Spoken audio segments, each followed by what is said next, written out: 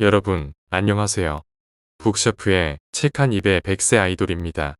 오늘부터는 조금 색다른 책들을 소개해 드리려 합니다. 아주 짧은 소개지만 한 번쯤 관심을 가지고 읽어볼 만한 책들이죠. 과학적으로 증명할 수는 없지만 체험을 통해 만들어진 만큼 완전히 부정할 수도 없는 신비주의적인 이야기들을 다룰 예정입니다. 오늘의 책 한 입은 바로 에마누엘 스베덴보리의 천국과 지옥 이야기입니다. 혹시 여러분, 죽음 이후의 세계를 믿으시나요? 에이 난 지금 먹고 사는 것도 바쁜데 무슨 저승이야라고 웃어넘길 수도 있겠죠. 그런데 참 신기한 게 있습니다. 옛날부터 지금까지 세계 곳곳에서 죽음 직전이나 죽었다가 다시 살아난 사람들이 놀랍도록 비슷한 경험을 했다고 말합니다. 종교인만 그런 게 아니에요. 무신론자도, 과학자도, 심지어 의사도요. 오늘은 그 수많은 이야기의 원조격이라고 해도 과언이 아닌 스웨덴의 천재 과학자이자 철학자이며 천국과 지옥을 직접 보고 왔다고 주장한 에마누엘 스베덴보리 이야기를 들려드리겠습니다. 스베덴보리는 1688년 스웨덴 스톡홀름에서 태어났습니다. 아버지는 루터교 주교였고 집안은 학문적이고 신앙심 깊었죠. 그런데 이 사람 처음부터 종교인이 아니었습니다. 그는 뉴턴의 영향을 받은 이성의 시대, 계몽주의 시대를 살았습니다. 광산기술, 기계설계, 수학, 천문학 이런 당시 첨단 과학 분야를 섭렵했고 심지어 스웨덴 국왕의 과학 고문까지 지냈어요. 특히 뇌의 기능을 연구하면서 사고와 감정이 뇌의 특정 부위와 연관되어 있다는 놀라운 가설을 세우기도 했죠. 한마디로 영적 체험가가 아니라 극도로 냉철하고 논리적인 과학자로 출발한 사람이었습니다. 저는 이 점이 참 흥미롭습니다. 스베덴보리가 살던 유럽은 종교의 힘이 절대적이었고 성경 해석권은 전적으로 교회에 있었습니다. 그런데 스베덴보리가 나중에 쓰게 될 책들은 성경을 완전히 다른 방식으로 해석하고 천국과 지옥을 마치 여행 보고서처럼 묘사합니다. 당시 기준으론 신성 모독에 가까운 이단 선언이었죠. 목숨이 위험할 수도 있었습니다. 그런데도 그는 책을 냈습니다. 돈 벌려고? 아니요. 출판비는 전부 자기 사비로 부담했고 재산은 오히려 줄었습니다. 그저 사람들에게 진실을 알려야 한다는 사명감이었죠. 그의 책은 권력과 교회의 권위에 도전하는 매우 용감한 행동이었습니다. 스베덴보리의 저작은 크게 두 시기로 나뉩니다.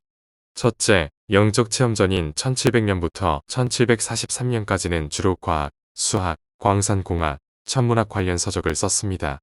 예를 들면 기계론적 철학의 원리, 지구와 행성들에 대한 관찰 같은 책들이죠. 둘째, 영적 체험 후인 1744년부터 1772년까지입니다. 1744년 런던에서 꿈과 환시를 경험했고 1745년에는 밝은 빛 속에서 한 남자를 만나는 신비한 체험을 합니다. 그리고 그 남자는 그에게 너는 세상의 영적인 진리를 기록하라고 말합니다. 그리고 27년 동안 거의 매일 밤 연계 여행을 하고 세밀하게 기록합니다. 영적 체험 후 첫 책이 바로 1000개의 비밀입니다.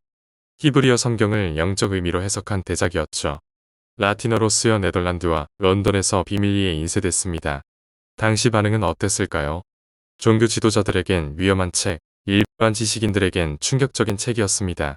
그래서 처음엔 크게 퍼지지 못했지만 영국과 독일에서 일부 학자와 종교개혁파가 주목하기 시작했죠. 스베덴보리 하면 빠질 수 없는 그의 영적 능력을 증명하는 두 가지 사건이 있습니다.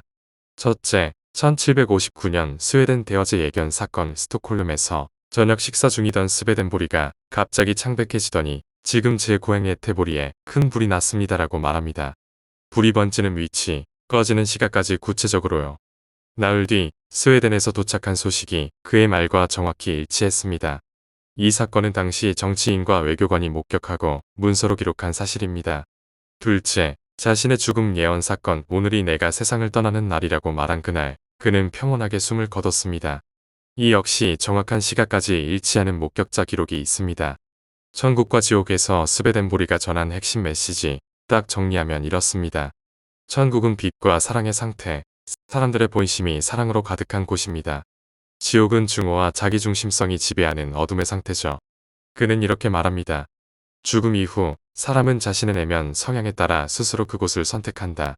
그리고 현세에서의 삶이 결정적이라고 강조합니다.